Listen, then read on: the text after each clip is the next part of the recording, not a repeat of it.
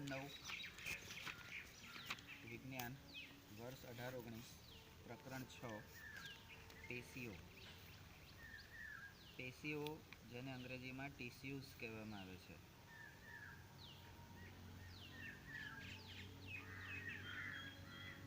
અને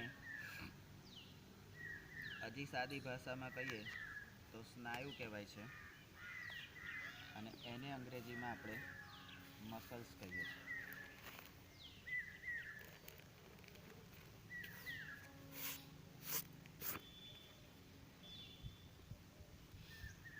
બધાના શરીરમાં હોય છે મસલ્સ. કેટલાક બતાવે ને કેટલાક ના બતાવે. પહેલાં આગળના વર્ષોમાં આ જે પેશીનું ચેપ્ટર હતું એ બે ભાગમાં વહેંચાયેલું હતું, વનસ્પતિ પેશી અને પ્રાણી પેશી. એમણે કશું જ નવું નથી કર્યું, એ બે પ્રકરણને એમણે ભેગા કરી દીધા છે. તો ભણવાનું છે એ જ રીતે વનસ્પતિ પેશી અને પ્રાણી પેશી. એટલે જ્યાં જ્યાં આપણને તફાવતના મુદ્દા ધ્યાનમાં આવે ત્યારથી એ ચેપ્ટરને પહેલાં જ પાનાથી બે ભાગમાં વહેંચી કાઢવાનું. બરાબર? તો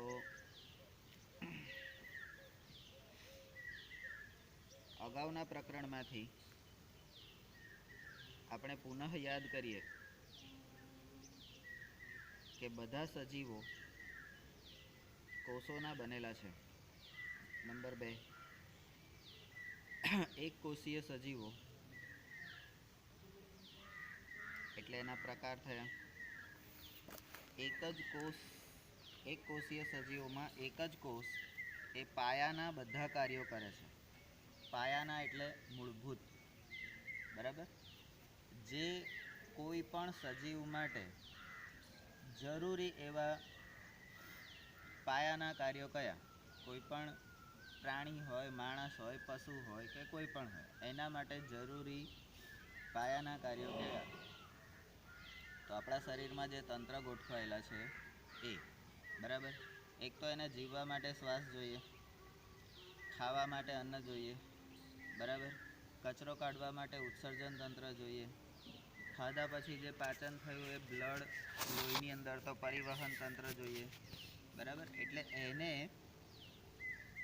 પાયાના કાર્યો જે છે અને પ્રજનન એટલે પોતાના જેવી બીજી સંતતિ ઉત્પન્ન કરી શકે. બરાબર? એ બધા અમુક પાયાના કાર્યો છે. બીજું બધું ના હોય તો ચાલે, પણ આટલું તો જોઈએ જ. બરાબર? નંબર 3 એમાં ઉદાહરણ છે તો એક કોષીય સજીવનું ઉદાહરણ. એટલે અહીંયા તમારે પહેલા જ ફકરામાં આખા ફકરાને બે ભાગમાં વહેંચી કાઢવાનો છે. એક કોષીય સજીવો અને બહુકોષીય સજીવો. બરાબર? આ વસ્તુ તમારે ધ્યાનમાં લેવાની છે. ઉદાહરણ તરીકે એટલે અહીંયા શું? તો સજીવ કોષના બનેલા છે, એનો એક પ્રકાર એક કોષીય સજીવો. એમાં બધા જ એક જ કોષ બધા કાર્યો કરે છે. ઉદાહરણ તરીકે અમીબામાં એક જ કોષ દ્વારા. હવે અમીબામાં કયા કયા કાર્યો થાય છે? આ અમીબા એક કોષી સજીવનું ઉદાહરણ છે. અને એમાં કયા કયા પાયાના કાર્યો થાય છે? તો એક છે ગતિશીલતા. કોઈ પણ સજીવ જો એનામાં ગતિ ના હોય તો એ મરેલા બરાબર જ છે, મૃત બરાબર છે. બરાબર? નિયમ પ્રમાણે જે પેલું સંભળાવાની મને ટેવ છે કે જે 45 મિનિટમાં થાય એ 2.5 કલાકમાં થાવ તો એ ગતિશીલ સજીવના ઉદાહરણ નથી. સજીવોમાં ગતિશીલતા હોવી જોઈએ. આ એનું પાયાનું લક્ષણ છે. બરાબર? નંબર 2 ખોરાકનું અંતઃગ્રહણ. ગતિશીલતા પછી ખોરાકનું અંતઃગ્રહણ. અને નંબર સી શ્વસન વાયુઓનો વિનિમય. શ્વસન વાયુઓ કયા કયા છે ભાઈ? આ શ્વસન વાયુ કયા કયા છે? ઓક્સિજન અને કાર્બન ડાયોક્સાઇડ, O2 અને CO2. આ બે શ્વસન વાયુઓ છે. બીજી કઈ ક્રિયા થાય છે?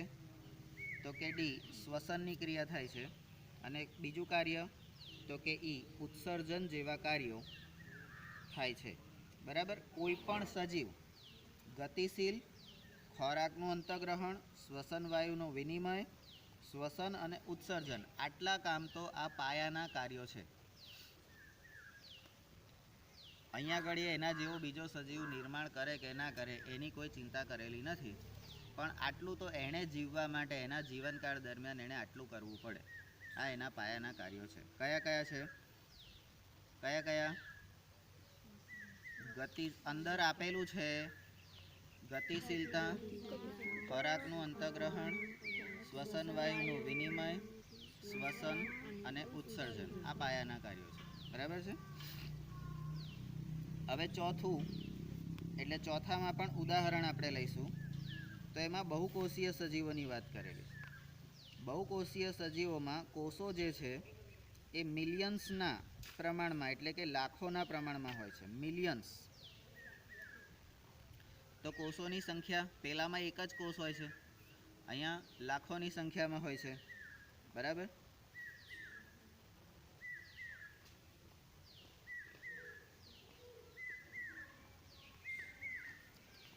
અને આ મોટા ભાગના કોષો એ વિશિષ્ટ પ્રકારના જૂજ કાર્યો કરે છે.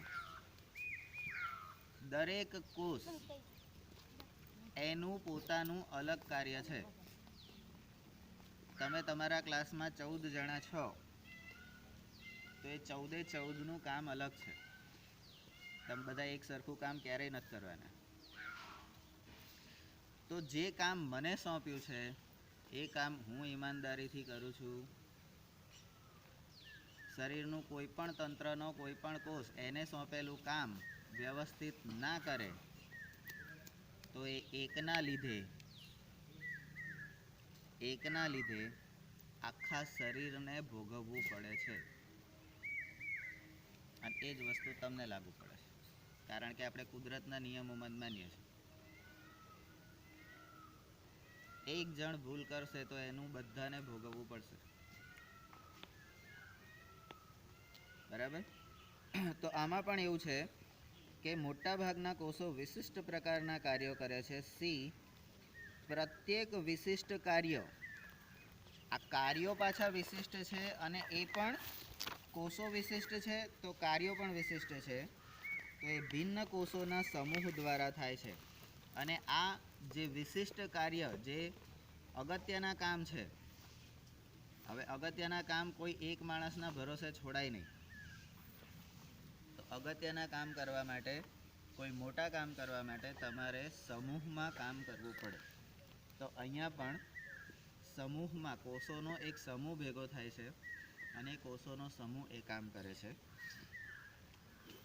નંબર ડી, આથી આ કોષો માત્ર એ નિયત કરે છે. અહીંયા નિયત કરે છે એટલે નિયત કાર્ય કરે છે, એટલે નક્કી કરેલું કામ જ કરે છે. બીજાની પંચાયતમાં પડવાનું નહીં. મને જે સોંપ્યું છે એ મારે કરવાનું. તો આપણે તો પારકી પંચાયતમાંથી, હા, જેને સંચાલનનું કામ છે, જેને આયોજનનું કામ છે, એણે બધાના કામ પર નજર રાખવાની છે. પણ મને પાણીનું સોંપ્યું છે તો મારે પાણીનું જ કરવાનું છે. મને ફૂલ છોડનું સોંપ્યું છે મને ફૂલ છોડનું જ કરવાનું છે. મને સાફ સફાઈનું કીધું છે તો મને સાફ સફાઈનું. હવે કિડની જે ઉત્સર્જનનું કામ કરે છે, એની પાસે તમે હાર્ટનું કામ કરાવશો તો એ કરી શકશે? હાર્ટની પાસે તમે ફેફસાનું કામ કરાવશો તો કરી શકશે? કેમ? તો જેનું જે કામ છે એ કરે. બરાબર. હા, આપણને ખબર હોવી જોઈએ, જાણ હોવી જોઈએ એ વસ્તુ બરાબર છે. અને એ બરાબર કરે છે કે નહીં એની ચિંતા કરવાવાળા જેને જવાબદારી સોંપી છે, જેમ આપણા શરીરમાં બધા અંગો કામ વ્યવસ્થિત કરે છે એની જવાબદારી ચેતાતંત્રને સોંપી છે, ગવર્નિંગ બોડી, તો એ ચિંતા કરશે. બરાબર. તો અહીંયા પણ એવું છે કે દરેક કોષ જે છે નક્કી કરેલું નિયત કાર્ય કરે છે અને તેઓ એટલે કે કોષો તેનું કાર્ય, એ કાર્ય કેવી રીતે કરે છે? તો પૂર્ણ ક્ષમતાપૂર્વક તમારી અંદર જેટલી તાકાત હોય એટલી તાકાત ઉમેરીને એ કામ કરે છે. અત્યારે તમારું કામ શું? નાચવાનું. ગાવાનું, મસ્તી કરવાની, તોફાન કરવાનું, રખડી ખાવાનું. શું કામ? તો વિદ્યાર્થી જીવનમાં તમારું કામ છે ભણવાનું, મુખ્ય કામ, જે નિયત કરેલું છે. તમે વિદ્યાર્થી બન્યા એટલે ભણવાનું છે એ નક્કી છે, નક્કી કરેલું કામ કરવાનું છે. અને એ કામ કેવી રીતે કરવાનું? કોક કરાવે એમ કરવાનું, પૂરી તાકાતથી કરવાનું, પૂરી ક્ષમતાથી કરવાનું. કે જ્યારે કદાચ પરિણામ જે આવે પણ મને ત્યારે અફસોસ ના રહેવો જોઈએ કે મેં કશું ના કર્યું, મેં મહેનત ના કરી એવો અફસોસ. આપણા મમ્મી પપ્પા અથવા તો ઘરના વડીલો ક્યારેક તમને લોકોને બધા શાંતિથી બેઠા હોય, હસી મજાકનો ટાઈમ હોય ત્યારે તમને આવું બધું કહેતા હોય છે કે અમે છે ને સ્કૂલમાં ક્યારેય જતા જ નહોતા. અમે તો સ્કૂલમાં શિક્ષકને પેલું સ્લેટનું કાતરિયું મારીને આવતા રહ્યા હતા, ત્યાર પછી અમે સ્કૂલમાં ગયા જ નહીં. તો એ વસ્તુ એ શું બતાવે છે કે એ અફસોસ બતાવે છે. એ તમને એમ નહીં કહેતા કે તમે તમારા શિક્ષકને કાતરિયું મારો.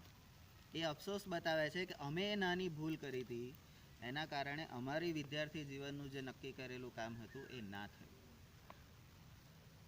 પણ આપણે એને ઊંધું લઈએ છીએ. મારા બાપાએ કર્યું હતું, હું કેમ ના કરું, હું મારી આવું. એ સમય જુદો હતો, અત્યારનો સમય જુદો છે. તમારું વિદ્યાર્થી તરીકેનું મૂળ કામ છે તમારું ભણવાનું. ઈમાનદારીથી એ કામ કરો છો, પૂરી તાકાતથી કરો છો. ચલ મને નથી આવડતું, તો મેં પૂછ્યું કે મને નથી આવડતું, મને શીખવાડો એવું ક્યારે કીધું? તો એ શીખવાડો એવું કહેવું એ તમારો હક છે, કેવું જોઈએ. કદાચ કામમાં હોય તો થોડી વાર પછી શીખવાડે, પણ શીખવાડે. તો પૂર્ણ ક્ષમતાપૂર્વક કરવું જોઈએ. અને આ બહુકોષીય ઉદાહરણમાં, બહુકોષીય જે સજીવો છે એમાં એનું ઉદાહરણ છે એક માનવ. તો માનવમાં સ્નાયુ કોષો જે છે માનવની અંદર, એટલે માણસ એટલે તમે ને હું, જો માનતા હોય તો, જરૂરી નથી કે હું કહું એ કરવું. માનવમાં સ્નાયુ કોષો, સ્નાયુ કોષો એટલે આપણા મસલ્સ, બરાબર.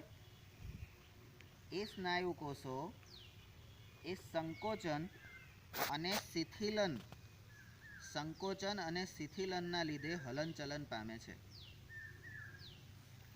તમારા મસલ્સ હલનચલન, ઘણી વખત તમને તમારા શરીરમાં સ્નાયુઓ અચાનક ધબકતા હોય એવું લાગે છે?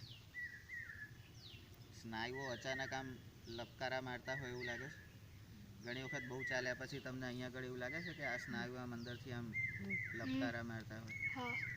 બરાબર. આવું ક્યારે અનુભવ કર્યો છે? તો સ્નાયુઓ સંકોચન અને શિથિલન, બરાબર. સંકોચન એટલે સંકળાઈ જવું, નાનું થઈ જવું, અને શિથિલ, શિથિલ એટલે લૂઝ થઈ જવું, બરાબર. જો એને તમે, આ ઘૂંટણ છે, આને હું આમ વાળું છું ત્યારે જે આગળના સ્નાયુઓ શું થાય છે? ખેંચાય છે. અને પછી આમ કરી દઉં છું તો ઢીલા થઈ જાય છે, બરાબર છે.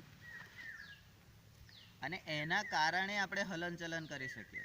જો એ કામ ના થાય, સ્નાયુઓમાં એ તાકાત ના હોય અને સ્નાયુ પૂરતી તાકાતથી કામ ના કરે, તો આપણે આ પેન પણ ઉપાડી શકવાને લાયક રહેતા નથી. અને જેને આપણે કહીએ છીએ લકવો થઈ ગયો. શું થઈ ગયું? લકવો. લકવો, બરાબર છે. માનવના કોષોમાં બીજો એક કોષ છે સ્નાયુ કોષ, અરે ચેતાકોષ. આ ચેતાકોષ શું કામ કરે છે? તો કે સંદેશાનું વહન કરે છે. સંદેશાનું વહન કરે છે. માનવમાં ત્રીજા પ્રકારનો, એટલે કે રુધિરના પ્રવાહ દ્વારા ઓક્સિજન, એટલે આ ચેતાકોષો જે છે એ જ શું કામ કરે છે? તો કે એક સંદેશાનું વહન કરે છે, અને બીજું રુધિરના પ્રવાહ દ્વારા ઓક્સિજન, ખોરાક, અંતઃસ્ત્રાવો અને નકામા દ્રવ્યોનું વહન થાય છે. બરાબર. તો આ રુધિરના પ્રવાહ દ્વારા આ વસ્તુ થાય છે, એટલે આ મુદ્દો તમારો થશે ત્રીજો. બરાબર. આ વસ્તુ થઈ માનવમાં. હવે વનસ્પતિમાં, કારણ કે જ્યારે બહુકોષીય સજીવોની વાત થાય ત્યારે આપણે, કે કોઈ પણ કોષની વાત થાય ત્યારે વનસ્પતિ અને પ્રાણી, મેં પહેલાં જ કીધું કે આખા ચેપ્ટરને તમારે 2 ભાગમાં વહેંચી કાઢવાનું છે. તો વનસ્પતિની વાત કરીએ છીએ તો વનસ્પતિમાં, એટલે એ પણ ઉદાહરણ,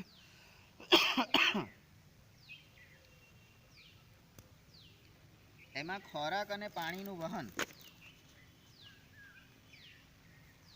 ખોરાક અને પાણીનું વહન એ વાહક પેશીઓ દ્વારા થાય છે. અને વાહક પેશીઓ દ્વારા એ વનસ્પતિના એક ભાગમાંથી અન્ય ભાગોમાં થાય છે, એક જગ્યાએથી બીજી જગ્યાએ.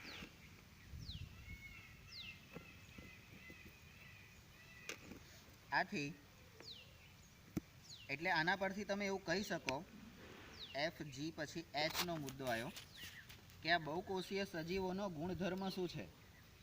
બહુકોષીય સજીવોનો ગુણધર્મ એટલે કે એની લાક્ષણિકતા શું છે. તો બહુકોષીય સજીવો શ્રમ વિભાજન દર્શાવે છે, કામની વહેંચણી.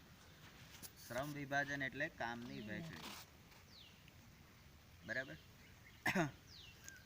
આપણે કામની વહેંચણી કરેલી છે. કેટલાક લોકો સાયકલ ગોઠવશે, કેટલાક લોકો ચંપલ એ કરશે, કેટલાક લોકો પાણીનું કામ સંભાળશે, કેટલાક લોકો સાફ સફાઈનું કામ સંભાળશે, કેટલાક લોકો વસ્તુઓ ઠેકાણે રાખવાની, સાચવવાની, આવી બધી જવાબદારીઓ આપણે શ્રમનું વિભાજન કરેલું છે. માનો કે કોઈ એક જ વ્યક્તિ પર બધી જ જવાબદારી હોય તો શું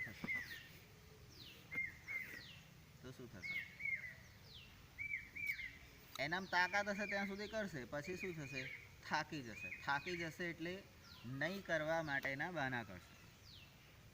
નહીં કરવા માટેના બહાના કરશે અને ત્યાંથી પ્રશ્નોની શરૂઆત થઈ છે. સીધી રીતે તો કહી ના શકે કે ભાઈ મારથી નહીં થાય, પણ બહાના કરવા માટે. બરાબર. કેટલાક લોકોને 5 વાગે ઉઠવાનું કીધું હોય, પણ કોઈ ઉઠાડ્યો નહીં. પહેલું બહાનું. મને એલાર્મ સંભળાતું નથી, બીજું બહાનું. બરાબર. મારે જો મનથી ઉઠવું હોય, મારે મનથી કોઈ કામ મને ગમતું મનથી કરવું હોય તો હું કરું જ છું. મારે જે કરવું હોય એ તો હું કરું જ છું, જે મને ગમવું જોઈએ. આ તો કોકે કીધું છે, એ થોડી મન ગમે. પણ એની પાછળનું જે હેતુ છે એ સમજવાની કોશિશ કરવાની કે ભાઈ હું 5 વાગે ઉઠું છું તો એ 5 વાગે ઉઠ્યા પછી મારી પાસે પૂરતો સમય રહે છે બધી પ્રવૃત્તિ માટે. હું અડધો કલાકમાં તૈયાર થઈ જાઉં તો મારી પાસે બીજો 1.5 કલાકનો સમય રહે છે. એ 1.5 કલાક દરમિયાન હું સવારમાં થોડું ઘણું વાંચી પણ શકું. કોઈ વસ્તુનું રિવિઝન કરવાનું હોય, નજર મારવાની હોય તો એ મારી શકું. શાંતિથી દૂધ નાસ્તો કે ચા નાસ્તો કરી શકું શાંતિથી. કેમ? તો કે એ આપણે કરીએ છીએ શેના માટે? શરીરને પોષણ મળે એટલા માટે. પછી આમ મોડામાં આમ ભર્યું ને દૂધ પીધું ને અંદર ઉતારી ગયા ચાવ્યા વગર, તો એ તમારા શરીરમાં પોષણ આપશે નહીં આપે. બરાબર. તો શ્રમ વિભાજન એ જરૂરી છે, એ ગુણધર્મ છે. શરીરમાં એવા કોષો હોય છે કે જે એક રીતે કાર્ય પૂર્ણ કરવા માટે સક્ષમ હોય છે. અને એ લોકો હંમેશા સમૂહમાં રહેતા હોય છે. ટોળામાં રહેતા હોય, સમૂહમાં રહેતા હોય. તો એવા એક લોકોનો સમૂહ હોય છે કે જે લોકો હંમેશા ટોળામાં જ રહેતા હોય. એ તમને વ્યક્તિગત ક્યારેય દેખાય નહીં, ટોળા જ હોય. બરાબર. કોના કોના ટોળા હોય? ઘેટાના ટોળા હોય, બકરાના હોય, ગાય ભેંસોના હોય. બરાબર. બધાના ટોળા હોય. વાઘસીના ટોળા જોયા? નહીં જોવા મળે. બરાબર. તો કેટલાક લોકો એટલે આપણા શરીરના કોષો, એમાં કેટલાક કોષો એક જ રીતે કાર્ય કરતા હોય છે અને એ લોકો એ જ રીતે કામને પૂર્ણ કરતા હોય છે અને એનો એક સમૂહ હોય છે.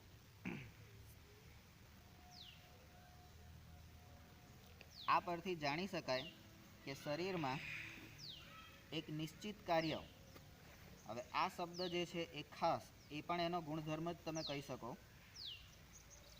શરીરમાં કોઈ પણ એક નિશ્ચિત કાર્ય એક નિશ્ચિત સ્થાનમાં એની જગ્યાએ ફિક્સ, તારે આટલામાંથી આટલામાં જ કરવાનું છે. તમને એમ કીધું કે તમારે આનાથી આટલો એરિયા જ તમારે સંભાળવાનો છે. તમારી કબડ્ડીની રમત કે ભાઈ તમારે વચ્ચે તો વચ્ચેનો જ ભાગ સંભાળવાનો, પછી આજુબાજુ ફાંફા મારવા જાઓ તો આઉટ થઈ જ જાઓ. તમારે કવર કરવાનું છે તો કવર જ કરવાનું, પછી તમે આગળ જાઓ તો તમારી આઈ બને. બરાબર. તો નિશ્ચિત કાર્ય નિશ્ચિત સ્થાનમાં એક વિશિષ્ટ સમૂહ દ્વારા થાય છે અને આ કાર્ય કરનાર સમૂહને, આ કાર્ય કરનાર જે સમૂહ છે, આ કોષોના સમૂહને પેશી કહે છે. તો અહીંયા તમારી પેશીની વ્યાખ્યા.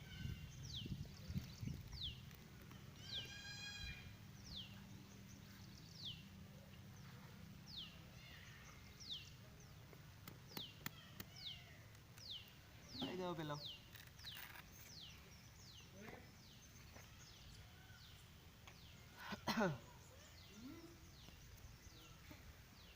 કેટલી વાર લાગશે?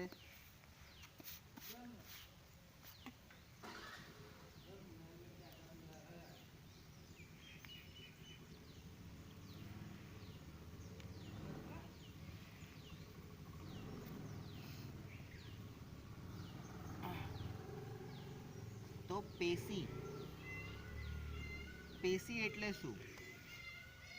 હવે આપણે ઊંધા જઈએ. આપણે આમથી આમ આવ્યા, કોષોથી પેશી તરફ આવ્યા, હવે આપણે પેશીથી કોષો તરફ જઈએ. પેશી એટલે શું? તો કે કોષોનો સમૂહ. એ કોષોના સમૂહે શું કરવાનું? તો કે કોઈ નિશ્ચિત જગ્યાએ, નક્કી કરેલી જગ્યાએ નિશ્ચિત કાર્ય, નક્કી કરેલું કાર્ય પૂર્ણ ક્ષમતાથી, પૂરી તાકાતથી પૂરું કરવાનું છે અને એ કામ સતત કરવાનું છે. સતત કરવાનું છે. બરાબર. હાથના જે સ્નાયુ છે એને તમે પગનું કામ સોંપો, કરી શકશે? નહીં કરે. બરાબર. તો આ પેશી છે, આ પેશી વધારે કાર્યક્ષમતાથી કાર્ય કરવા માટે એક વિશિષ્ટ ક્રમમાં, તમે જુઓ કે કુદરતે આપણું શરીર અથવા તો કોઈ પણ પ્રાણીનું શરીર કેટલું સુવ્યવસ્થિત આયોજનબદ્ધ રીતે એને ગોઠવેલું છે કે આ કોષોને તો વ્યવસ્થિત ગોઠવેલા છે અને એક કોષની અંદર કેટલું બધું છે આપણે જોઈ ગયા. હવે કોષોના સમૂહથી પેશી બને છે તો એને પણ વિશિષ્ટ ક્રમમાં વ્યવસ્થિત રીતે ગોઠવેલી હોય છે.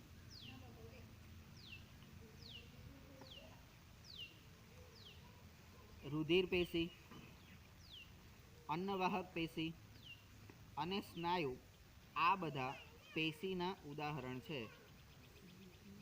રુધિર પેશી, રુધિર પેશીની અંદર શું આવે? તો તમને એવી ખબર, કદાચ કલ્પના હશે, છે તો ખરી તમારી પાસે, તો વાંધો નહીં. રુધિરમાં પણ સ્નાયુ હોય છે. લોહીમાં સ્નાયુ હોય, લોહીના મસલ્સ હોય. જોયા ક્યારે? આ લોકો કહે છે તો આ લોકો કહે છે તો કંઈક તો તથ્ય હશે ને, બરાબર? અંદર આવશે તો જોઈશું. તો રુધિર પેશી, અન્નવાહક પેશી.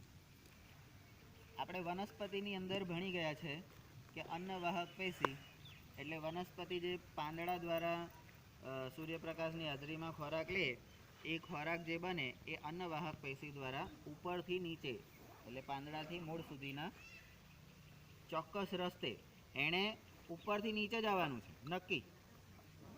અને જલવાહક પેશી હોય તો એણે મૂળમાંથી પાણી ઉપર જવા દેવાનું છે.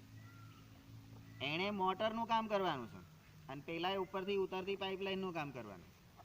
સમજણ પડી ગઈ? ચડતી લાઈન જલવાહક, ઉતરતી લાઈન અન્નવાહક, બરાબર? જેને જે ભાષામાં સમજણ પડે, એને પ્લમ્બરની ભાષામાં સમજણ પડે તેને એ રીતે સમજાય. હવે તને બોરવેલની ભાષામાં સમજણ પડે તો તને બોરવેલની ભાષામાં સમજાવવું પડે. સબમર્સિબલ નાખો છો ને બોરમાં, શેના માટે નાખો છો? પાણી નીચેથી ઉપર આવે એના માટે. અને ખૂટે ત્યારે ઉપરથી પાઇપો ઉતારો છો ને, શું લેવા? તો એ જ કામ છે અન્નવાહક અને જલવાહક, બરાબર? અને સ્નાયુ, સ્નાયુ એટલે તમારા મસલ્સ. આ જે મસલ્સ છે જેના આધારે આપણે બહુ ચરબી કરીએ છીએ. કેટલાક લોકો કહે ને એમ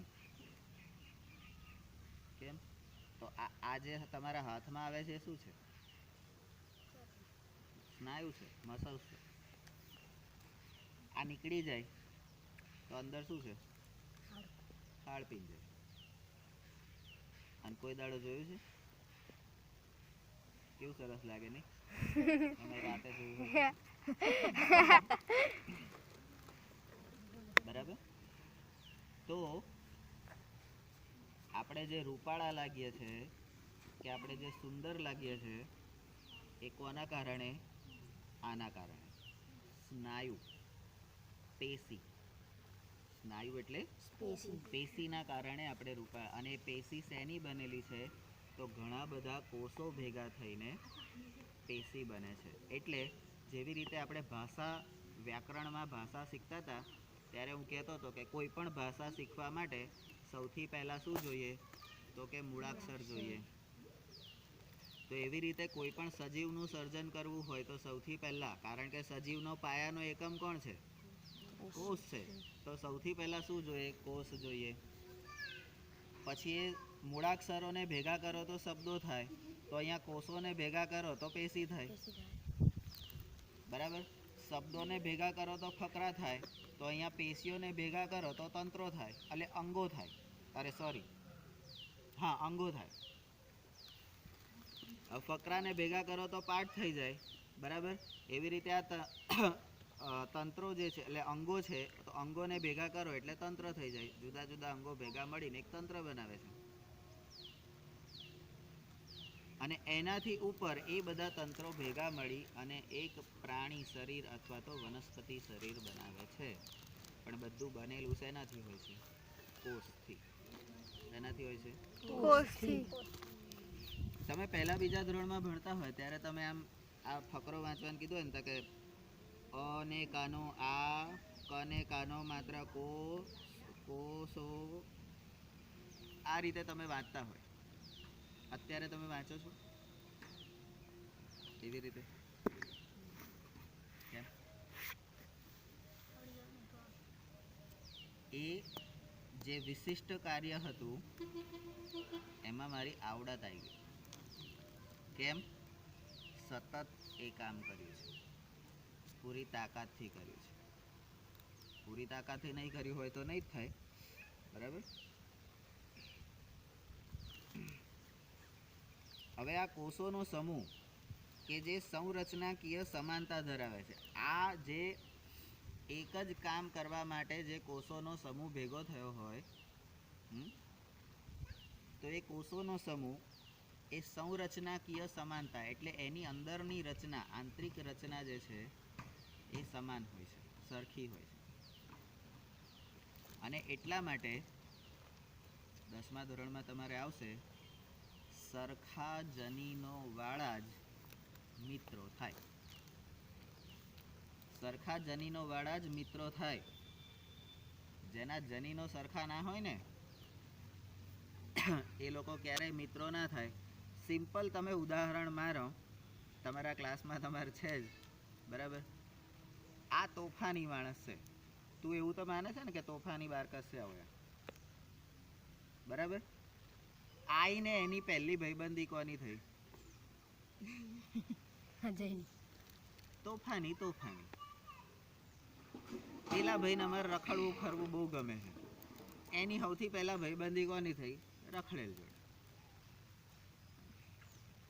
તારી ભાઈબંધી કોની જોડે થઈ? તો આ હોશિયાર લોકો જોડે. કેમ? તો કે સરખા જનીનો. મને જે ગમે છે, મને કેમ ગમે છે? તો અમારા જનીનો સરખા છે બરાબર.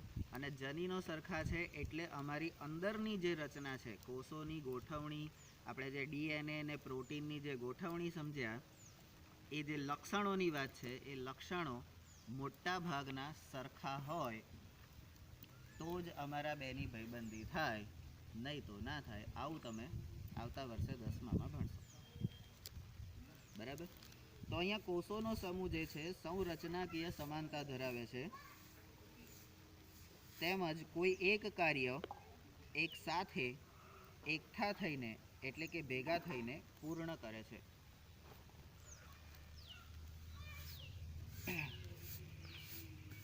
એક મોટું ઝાડનું થડિયું છે.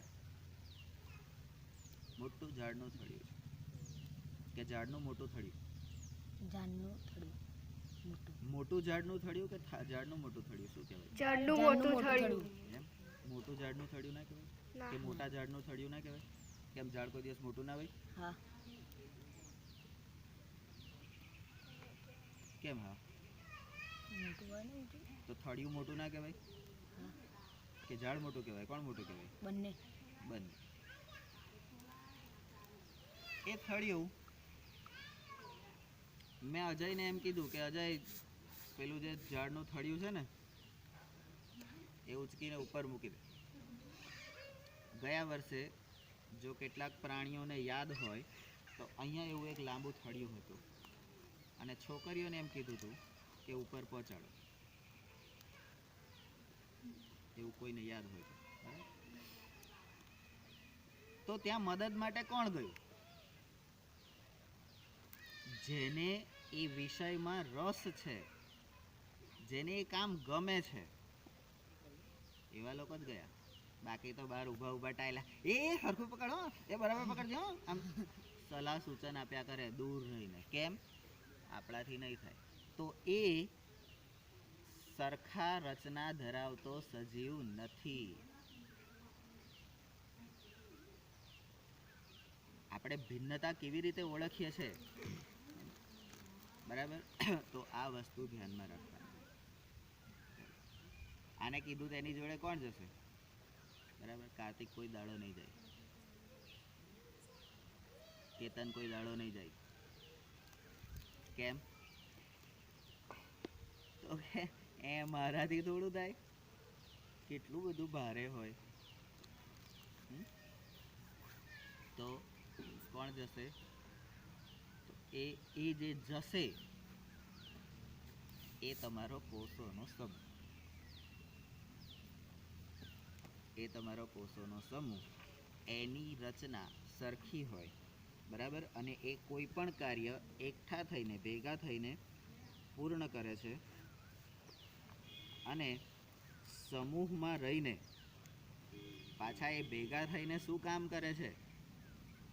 ભેગા થઈને કાર્ય તો જે કરવાનું છે એ તો કરે જ છે, પણ એ પેશીનું નિર્માણનું કાર્ય સ્નાયુ બનાવે છે. સ્નાયુ બનાવે છે. આપણને એમ થાય કે આપણા શરીરમાં એક કોષ જે છે એ કોષ, એનું કોષ વિભાજન થાય છે. એ કોષનું વિભાજન થયા પછી જુદા જુદા કોષોનો સમૂહ બને છે અને જુદી જુદી જગ્યાએ જુદા જુદા નક્કી કરેલા કામ કરવા માટે તૈયાર થાય છે. તો એના નામ આપણે પાડીએ છીએ. નામ પાડીએ છીએ શેના આધારે? તો એક એના કાર્યના આધારે નામ પાડીએ છીએ, બીજું એના સ્થાન એટલે જગ્યાના આધારે નામ પાડીએ છીએ, અને ત્રીજું એના દેખાવના આધારે આપણે નામ પાડીએ છીએ. બરાબર. તમારા કુટુંબમાં કોઈ રૂપાળી છોકરીનો જન્મ થયો, એનું નામ નથી પાડ્યું ત્યાં સુધી બધા એને શું કહેશે? શું કહેશે? એનું નામ નથી પાડ્યું ત્યાં સુધી બધા એને કેવી રીતે બોલાવશે? ભૂરી. શું કહેશે? પૂરી. શું કહેશે? પૂરી. બરાબર. કેમ?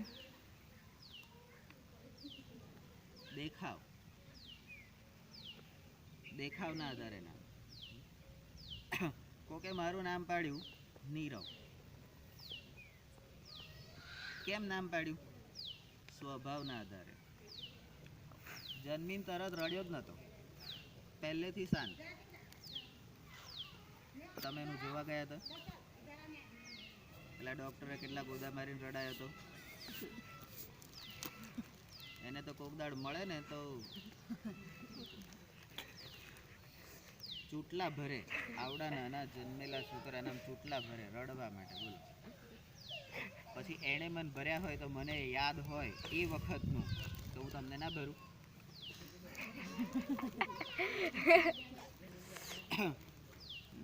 તો પેશીનું નિર્માણનું કાર્ય કોષોના સમૂહ દ્વારા થાય છે, અને એ કામ આપણા કોષો એકમાંથી જ, એટલે બધા આપણા શરીરના જે કોષો છે એ બધા કોણ છે? શું થયું? આપણા શરીરના કોષો એટલે એક બાપના સંતાન જ કહેવાય ને. તમારા શરીરમાં જે બધા છે એ બધા તમારા સંતાનો જ કહેવાય ને, કે બીજા ના? પાક્કું? હા, લોચો નહીં ને? હવે તમે આશ્ચર્ય થાય ને કે સાલું આપણી અંદર જ આપણા કોષો આપણા જેવા જ બીજા કોષોનું નિર્માણ કરે છે. કેવી રીતે કરતા હશે? કોઈ દાડ જોવા ગયા? તો જોવું જોઈએ ને, અંદર જો તો. બરાબર. તો આ કોષોનું નિર્માણ એટલે પેશીનું નિર્માણ અહીંયા થઈ ગયું. બરાબર. કેટલી મિનિટ થઈ? 37.